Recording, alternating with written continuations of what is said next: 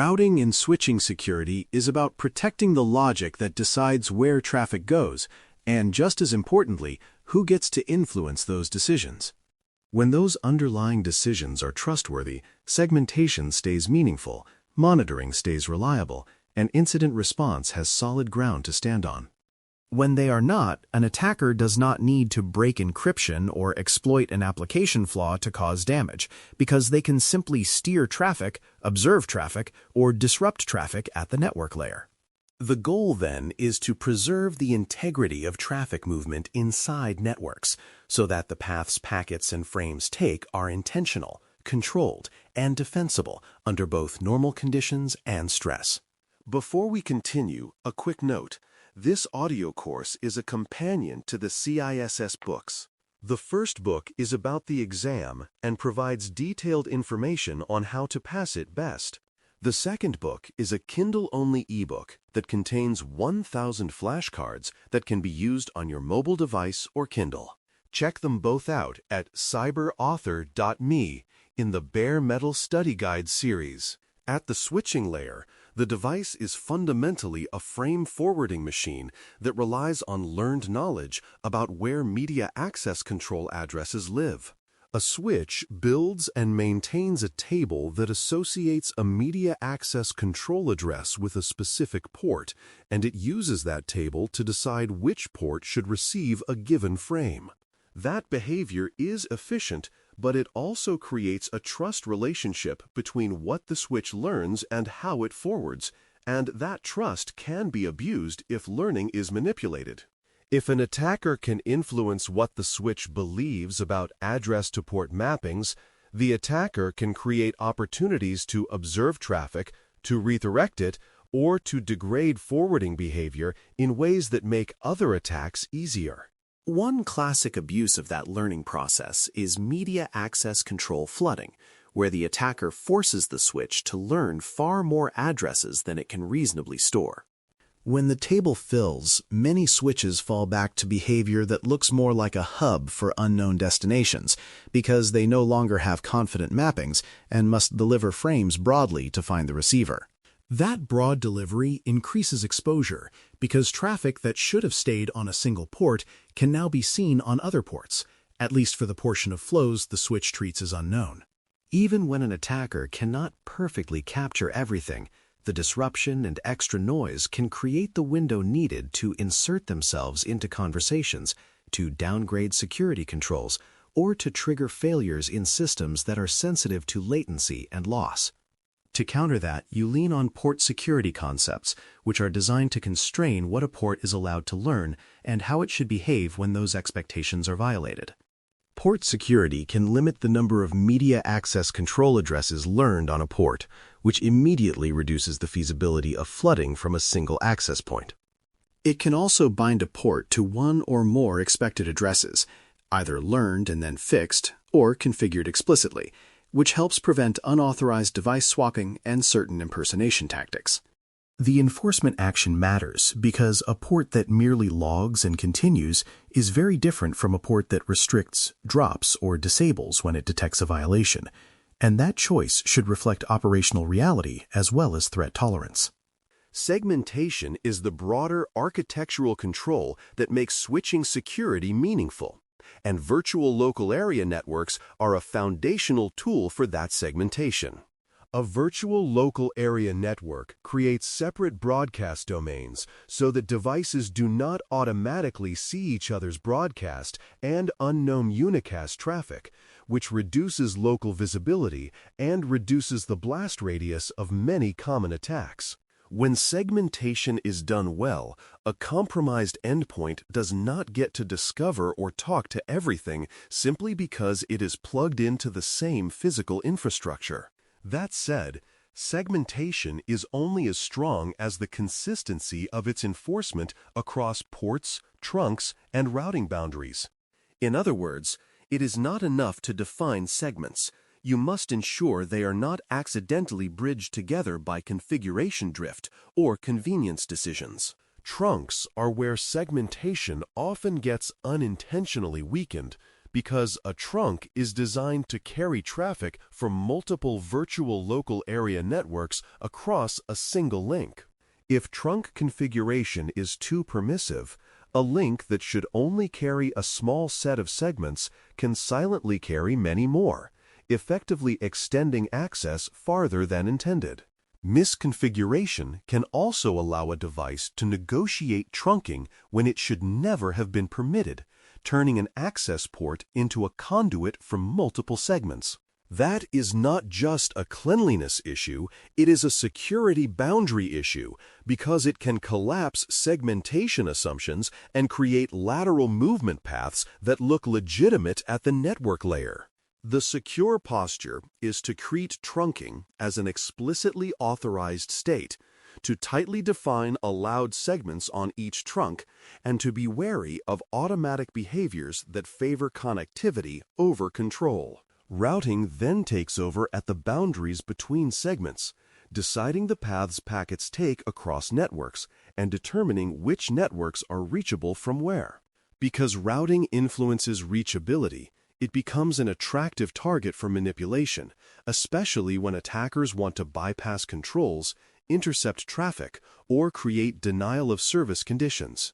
If an attacker can alter route selection, the attacker can cause traffic to detour through a device they control, or they can black hole traffic by advertising unreachable paths that are mistakenly trusted.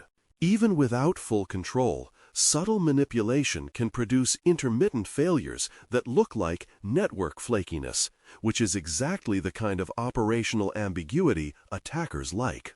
Good security in routing is about protecting the correctness of routing information, not merely keeping devices online. Route injection is a direct expression of that threat, where an attacker introduces false routing information into routing exchanges. This can happen through compromised devices, through misconfigured redistribution, or through weak trust relationships that allow unverified neighbors to participate in routing. The attacker's goal may be to advertise a more attractive path so traffic chooses the attacker, or to advertise a path that causes traffic loss and instability, or to create loops and convergence storms that degrade performance. In many environments, route injection is not even dramatic. It can be as simple as a device that should never speak a routing protocol accidentally doing so, and then being believed because no one restricted adjacency.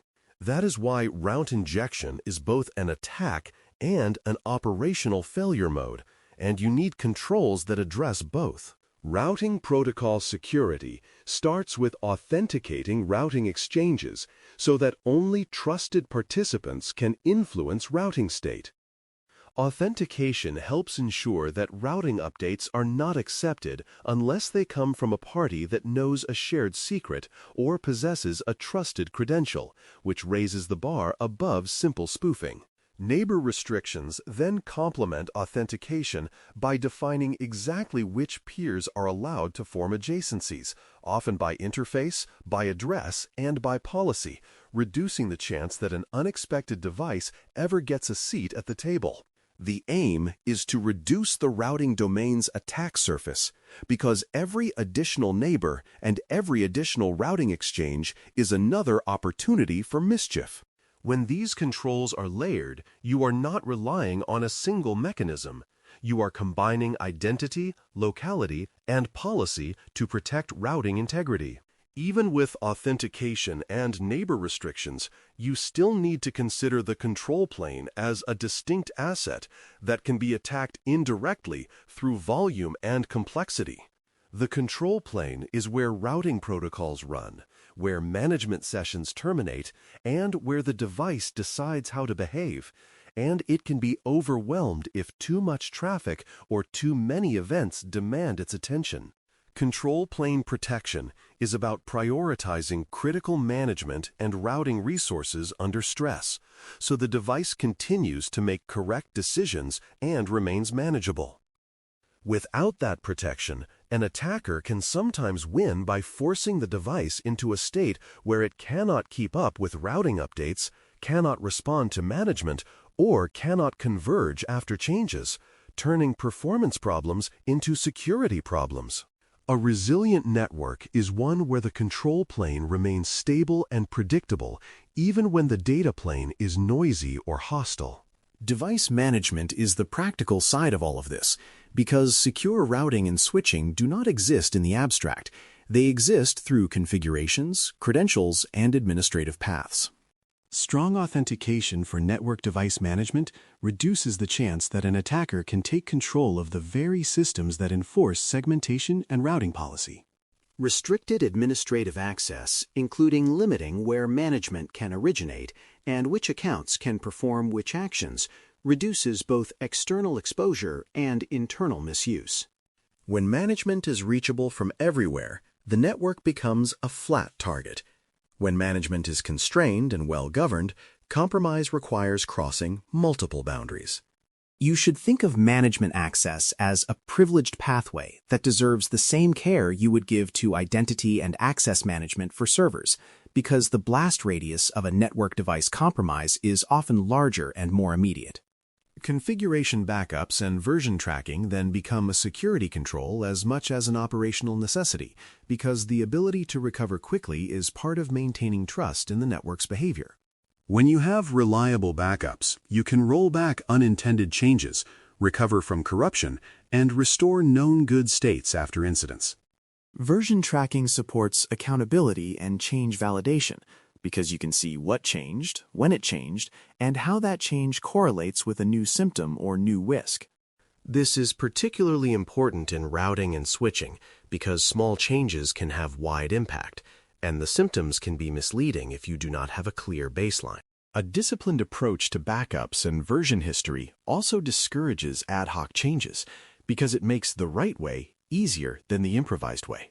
Monitoring is the final operational thread that keeps these controls honest, because it watches the network for signs that the underlying assumptions are being violated. Topology changes can indicate legitimate maintenance, but they can also indicate instability, misconfiguration, or active interference, and you want to know which is which as quickly as possible. Route flaps, unexpected neighbors, and sudden shifts in preferred paths are all signals that routing integrity may be under stress, and those signals deserve attention because they can precede outages or enable interception. Effective monitoring is not just about collecting logs.